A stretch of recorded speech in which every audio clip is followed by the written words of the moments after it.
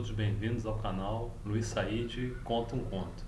Bom, como hoje é dia 2 de novembro, finados, vou dedicar esse canal de hoje a falar um pouco sobre a tradição do Halloween, e a nossa sugestão literária vai ser um livro que eu acabei de ler agora, que foi lançado em outubro pelo Harlan Coben, que se chama O In, que é um livro muito interessante.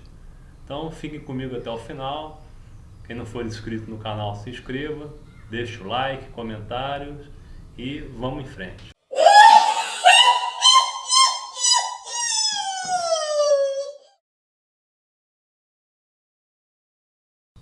Bom, o Halloween, que aqui no Brasil a gente chama de Dia das Bruxas, ele tem uma relevância muito grande nos países de língua inglesa, porque ele é derivado de uma tradição celta.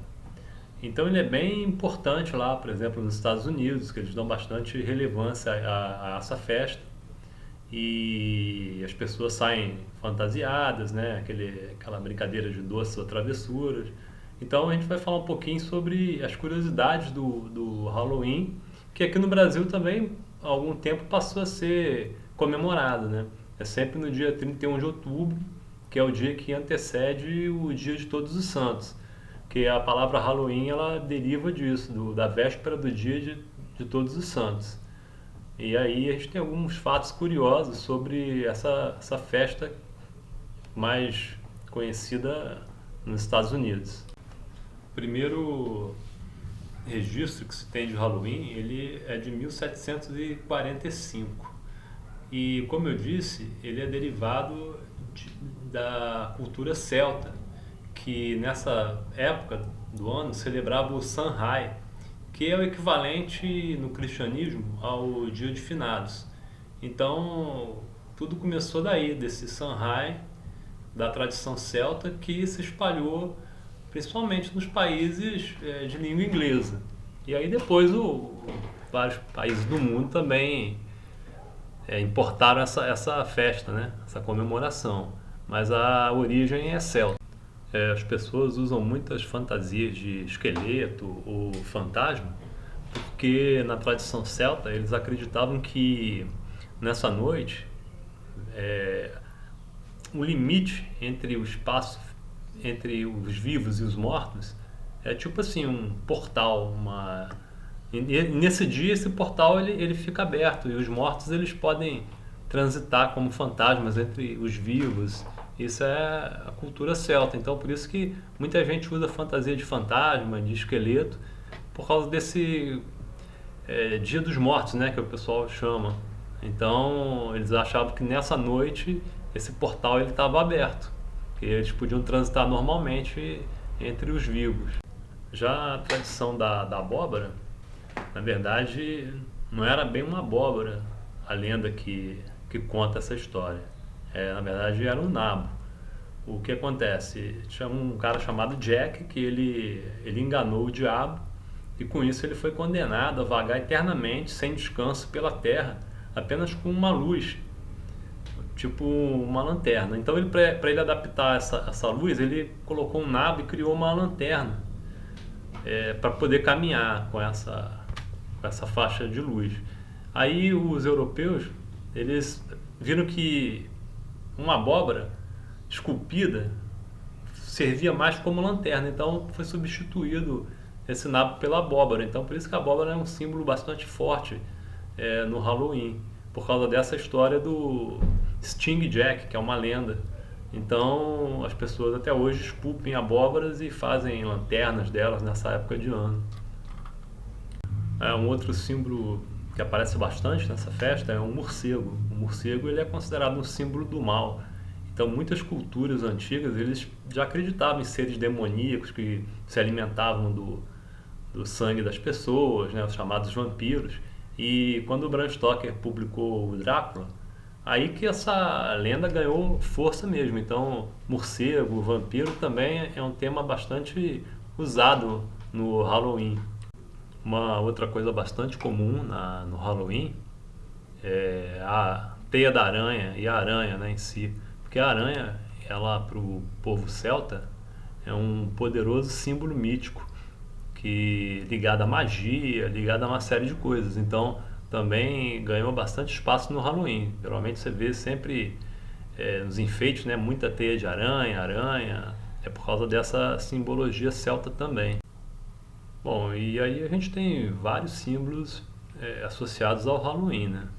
As bruxas, por exemplo, que as bruxas na Idade Média, né, as mulheres foram perseguidas pela igreja, queimadas vivas, consideradas bruxas, então também se adotou como símbolo do Halloween. O gato preto, que sempre foi associado à bruxa também. E por fim, por que tem essa tradição de que as crianças, principalmente nos Estados Unidos, né, eles saem nessa noite pedindo doce na porta das pessoas? É porque diz a lenda que na Idade Média também, no Dia dos Finados, as crianças saíam nas ruas, batiam na porta das casas das pessoas pedindo bolo ou torta em troca de fazer uma oração para os mortos daquela família. E aí derivou isso pro Halloween atual, que as crianças saem na rua fantasiadas pedindo doce ou travessura. Então isso aí também tem origem na Idade Média. Então vamos ficar por aqui, é só para falar um pouquinho de Halloween. E agora vem a sugestão literária, que até rima, né? Halloween, e o livro se chama Win, que é o último livro agora lançado do Harlan Coben. Então ó, fica comigo aí até o fim. Valeu, um abraço a todos.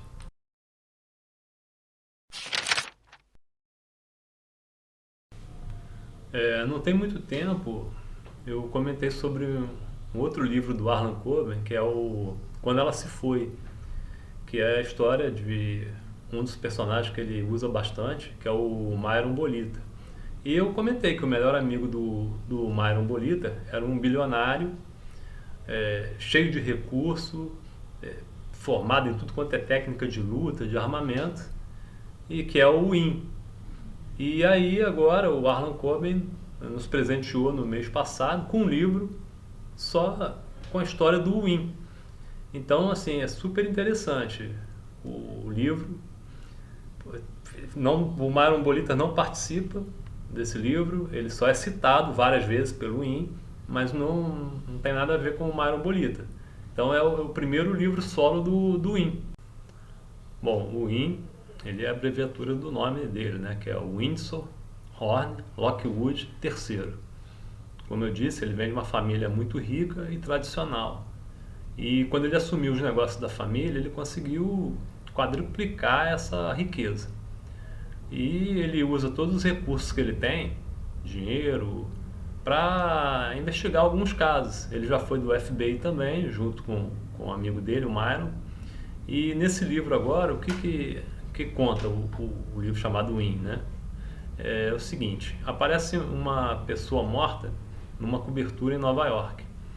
E a família do Win, no passado, há cerca de 18 anos atrás, eles emprestaram 2 obras de arte para uma escola, e para a exposição, uma do Picasso e uma do Vermeer, e elas foram roubadas. Aí na sequência desse roubo, o tio do Win foi assassinado e a prima dele foi presa, levada para uma cabana e sofreu vários abusos lá. Ela está viva, mas tem todo esse trauma. E quando acham o corpo desse cara no apartamento, acham uma das pinturas com ele e uma mala com as iniciais do Win. Só que essa mala não era mais dele. Ele ganhou essa mala personalizada da avó e deu para essa prima. E quando essa prima foi sequestrada, ela levou essa mala junto. Então, quer dizer, tudo leva a crer que esse cara que foi morto e que está com uma das pinturas, que o Picasso ele desapareceu, mas que está com a outra pintura, né, do Vermeer, tudo indica que ele pode ter sido responsável pelo assassinato do tio do Win e pelo abuso, né, pelo sequestro e abuso da prima dele. Então aí o Win começa a investigar o caso para ver quantas pessoas estão envolvidas, e aí tem uma série de situações que acontecem. E o Win ele começa a usar todos os recursos dele para poder chegar à conclusão do caso. Quem matou o tio, quem sequestrou, quem roubou, se são as mesmas pessoas ou não. E aí a história vai, né? O Harlan Coben ele sabe envolver todo mundo com a história, prende muito do início ao fim, e é uma leitura muito legal. e conta essa história do Win, que é um cara assim excêntrico, né? Além dele ser rico, ele tem algumas características bem peculiares. Ele é bastante arrogante, convencido. Agora é um cara do bem, né? Tem um bom coração, gosta de ajudar as pessoas. E aí ele começa aí a sua aventura solo, né? Nesse primeiro livro, que ele sempre foi o acompanhante, o melhor amigo do Myron Bolitar, que é o personagem principal do Harlan Coben. Agora nesse livro ele ganhou aí a primeira chance aí de agir sozinho e se saiu muito bem. Então é uma leitura que eu recomendo, o In, do Harlan Coben. Esse livro foi lançado agora em outubro deste ano. Então fica aí. Um abraço a todos e até o próximo vídeo.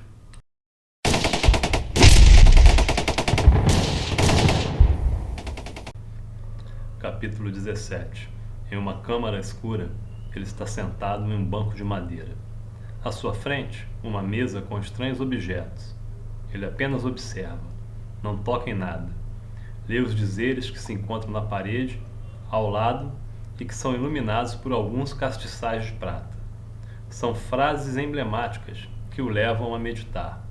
Ele já está há horas nessa caverna. Repentinamente, 3 pancadas na porta. É o sinal. O homem se levanta, espreguiça-se, respira fundo e finalmente sai. Do lado de fora, um outro, vestindo um capuz preto, um balandral da mesma cor, sapatos e meias pretas, aponta para que ele o acompanhe até uma escada caracol que leva diretamente a um átrio que antecede a uma porta de um templo. Ambos sobem sem nada dizer. Lá em cima, as 3 batidas se repetem na porta de entrada desse templo. Alguém abre. Silenciosamente, os 2 homens se sentam após darem uma pequena volta por um tipo de mosaico. Eles se sentam e o homem da câmara recebe um papel que estava fincado em uma ponta de uma espada, que um outro homem segurava. Olha para as pessoas ao redor, repete a volta pelo mosaico e abandona o local. Suas ordens eram claras. O papel chancelado por um emblema dourado, com uma descrição impossível para um profano entender, tinha nomes e instruções. Ele já sabia de sua missão. Seria a hora de executar as ordens dadas e assim evoluir ainda mais na sua irmandade e aumentar ainda mais o respeito de seus irmãos para com ele.